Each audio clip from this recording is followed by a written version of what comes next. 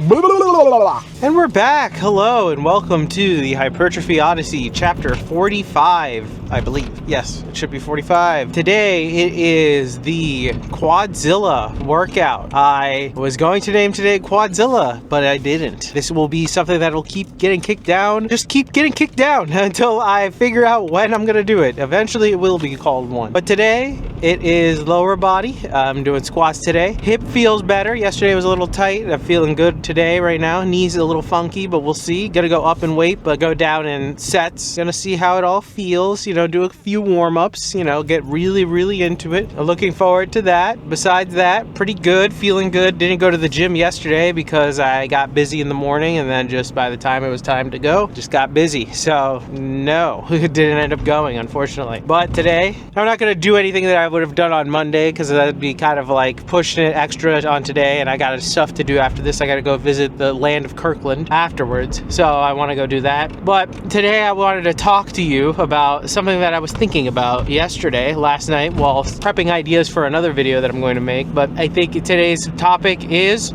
about forgotten body parts. I wanted to talk about this today particularly because I hit 2 of the forgotten body parts today. So if you've been a follower of the series for quite some time, you know that I hit calves and forearms all the time. That's 2 of the 3 forgotten body parts, the third being the neck, which I do hit now twice a week instead of the once a week like I used to. But we'll get to the neck in a moment since I'm not hitting it today. But the forgotten body parts, forearms and calves. I think I'll start with the big one that most people forget, which is the calves, are the most frustrating place in order to gain mass. That I understand. It just sucks. I understand that. When one of the hacks in order to get big calves is to be morbidly obese and then lose a bunch of weight as the hack in order to get big calves, you know it's tough. In the very fortunate state of having had done that, that is one reason why my calves are big, but 2, I also train them like crazy and consistently too. I think that's the main thing about them, is that as long as you find something to do and it's consistent. I will say this, of all of the things that I do personally, like all of the exercises that I do, the calf raises or any calf work is literally the most boring of all of the exercises that I do. I don't know if I'll insert the clip, but like there was like a week ago, I was doing a set whilst having my phone in my hand. So, you know, it's not necessarily the most engaging or not the most fuck yeah type of exercise, you know, like you don't feel like weight of the world is on you. It's just calves. But they are the forgotten body part that people will skip and or not do at all, which I don't think is good, obviously, for a lot of different reasons. But, you know, small calves could really be the,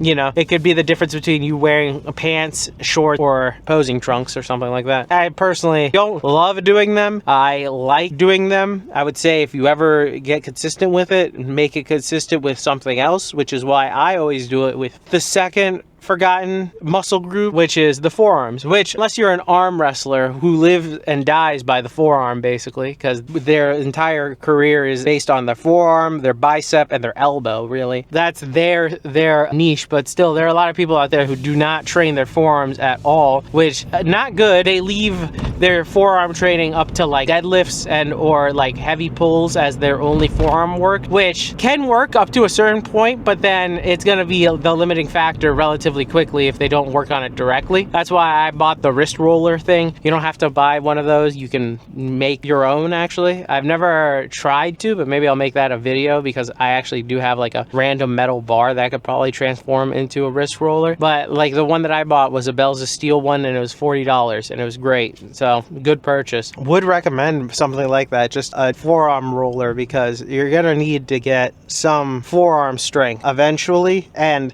straps are the, you know, if you use straps, you're not working your forearms. But I mean, yeah, that's fine. If you work your forearms directly, it doesn't matter. So that's all that really is. Straps are more so you can work out your back better and you don't have to worry about your grip being the limiting factor. Although in some movements, like for pull-ups, I don't like it. But maybe I have to get used to it. I just didn't like it. It felt weird the last time I did that. And besides, it's funny to me that out of all 3 of the forgotten muscles, neck, forearms, and calves, are all all things that are seen more regularly in day-to-day life than anything else. So if you're wearing shorts and a t-shirt, the three things that you're going to be able to see there are forearms, neck, and calves without question. Everything else, you might be able to see a little bit of bicep, tricep, obviously upper arm, and maybe your chest, depending on how big your chest is or how tight the shirt is. But realistically, you're going to see the other three things, and they usually get forgotten, which is kind of crazy to me because they are muscles, and you know, your neck is a very important muscle, which we will get to when we come back. But I think we'll discuss a little bit more about neck training and forearm training on the inside, and I will see you there. All right, so on this day we start off with squats. Had only did 2 sets because I still felt a little bit of funkiness on my right hip area, so I didn't want to push it too hard, but they felt fine. I probably could have done 1 more set, but I was like, all right, I'm not going to try to push it. That's a old mentality, me to want to keep pushing. You know, I got to live to fight another day. While I'm here, I will talk mostly about the 3 forgotten parts and tips to work them out. First, for forearms, I think the biggest thing I would say for forearms is find a exercise that works for you when it comes to working out your forearms. For me personally, I found that doing finger curls after a while hurt my wrists, which was not fun, and also using a false grip on a reverse curl also started to hurt my wrists as well. So it's all about finding the angles that work for you. For example, if you get like a strap that you can dangle weights over, you can do a lot of stuff with that forearm specific that will help you grow massive forearms, as well as a towel. Just like doing pull-ups with the towel, that will help you build your grip up as well. If you don't want to do any of that and you want to go the lazy route, fat grips will also be a useful tool for you, because you can use fat grips as a way to build up your forearms relatively easily without having to do anything extra. You can just use them on anything you're curling or anything you're holding, really. I've seen also people using rope as well as another way to grow their forearms, because it's something hard to hold on to as well, and it could also take place of a strap as well. The main thing about training your forearms, I would say, is that you have to do it, 1, consistently, but 2, also, as long as you find something that you enjoy doing and you can tolerate, I think is the best of all 3 of these muscle groups, but particularly for the forearms. For forearms, I would say you do it towards the end of a workout in general, and also supersetting it with something else also makes it a little bit easier to do. So for example, I always superset calves and forearms all the time. That's what I've been doing for the past year plus now, and it is probably the best superset that I can do because it's 2 of the forgotten muscle groups together, and I can instantly go from one to another. I don't necessarily need to take too much time in between for rest because they're so detached from each other muscle wise that I don't need to worry about resting or like fatiguing one thing over the other. So I would recommend doing something like that. Bald Omni-Man calls it floaters. So these are 2 different floaters. You can superset forearms with anything, and you can superset calves with anything, literally. When it comes to calf training, I think the main thing about calf training is it has to be fun. That's all it really has to be, or something that you can do consistently. For me personally, I don't love doing calf training. It's meh at best, but it is what it is. I like the way my calves look, so I have to keep doing it. Like I said before, getting morbidly obese is not the way to go in order to grow them. It's an unfortunate happenstance that some people happen to get them that way, but don't do it like that. But for calves, it's just literally whatever you can stick to. It doesn't really matter, but you just have to stick to it. As well, actually, I do wear barefoot shoes, and I do think that does play a role a little bit into it because I have stronger foot bones and just stronger legs in general because of the barefoot shoes, but I could be wrong. I don't necessarily know. That is something to be experimented by or just like researched into, but I think they have a small role in their size as well. Here's a small video of me doing a dead hang, because I used to say that I skipped filming dead hangs, so I just wanted to show that I filmed it once, just one time. And then for when it comes to neck training, you can literally just use a plate, or even just body weight neck work is also something that can work for most people. Herzoviak has a very good video about neck work that you can do as like a beginner, and it is great because it's all just body weight neck work, and it can help with just getting it started, or just anybody in general who have any neck issues. So you can also use bands for neck work as well. I've seen that being done by Natural Hypertrophy. I believe that when it comes to these 3 forgotten parts, you can really train all 3 of these things with little to no equipment, honestly. You don't necessarily need much. Since most people don't train their neck, just your body weight of your head or your head weight would be enough. For forearms, you might need something, but you could create like a wrist roller. It's not that hard of a thing to make. And for calves, you just need a step and some weights, and that's it. You know, just like a place where you could place your foot on. And I think in the end, that's what makes it frustrating, is that these are muscles that are simply overlooked that can be easily worked out just with a couple of tweaks to a program, and boom, free gains. I feel like I just sounded like a minion. And we're back. Hello and welcome to the workout debriefing. Exercises skipped, none. Exercises not filmed, also none. Got everything in and it was glorious. Enjoyed that. Very happy and excited that I got everything in. Very tired. Knee, it feels fine. Hurts a little bit, but not that bad. It's just more of a like a sore ow, not a ow ow, if that makes any sense. Looking forward to going to the land of Kirkland after this. Very hungry, so I'm gonna go eat first and then do that after. But anyway, I wanted to get back to talking about the final cut, aka the final forgotten muscle, like I had mentioned earlier, which is the neck. Neck is something that I kind of understand why people don't train it, in the sense that 1, it is forgotten, but 2, you know, it sounds risky as fuck. You know what I mean? If you ever think of neck training, most people think of like Mike Tyson doing those like neck sit-ups and shit like that. Yeah, no, that's you don't have to do something like that in order to work out your neck. You can just, you know, put a plate on your face and just do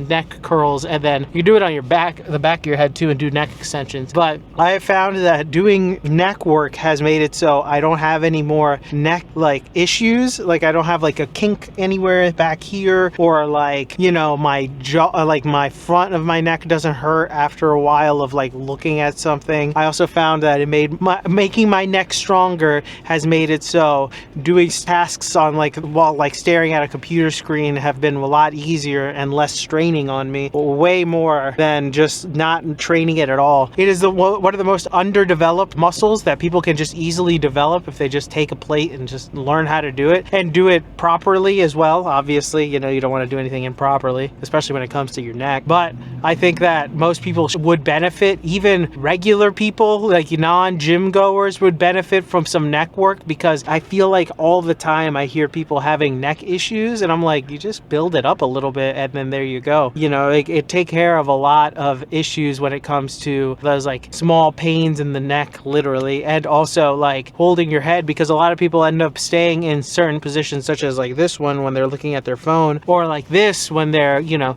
looking up straight at a computer screen, which is great. It's like after a while there's no muscle up there, so it's like it hurts keeping it up there. So I feel like most people should just do it in general. I don't even think that it's like, you know, gym only thing. At least with something like calves, you walk, so everybody kind of trains their calves in a way. And forearms, most people grab onto things, so there is that slight process of training. Although I will say this motion right here is not trained at all by most people, the opening of the hand, which I would recommend. They're like rubber bands by Iron Mind. Just this motion in general of the hand, and also forearm, would highly recommend it, especially if you're typing all day and stuff like that, or just holding on to stuff all day. You work with tools and stuff like that. I would highly recommend it for everybody. It is something that, like, that's another thing where even if you're not training for the gym, you should still probably use that. Or if you know somebody that has forearm pain or carpal tunnel like symptoms, just I'll tell them to do the band stuff and it will help out a lot. 100% would recommend it to everybody. When it comes to the neck, I always feel like it doesn't take much weight and you don't have to do anything crazy. I have a harness, neck harness, which thankful I bought, but I also, that's extra. I don't think everybody necessarily needs to do that per se. I personally like it and enjoy neck training. I would say most people should do it. There are ways to do it. You can actually, Atlas Power Shrugged has done this before, where I've seen it, where he uses his teeth to grab onto a towel, which is holding on to weights and training his neck that way.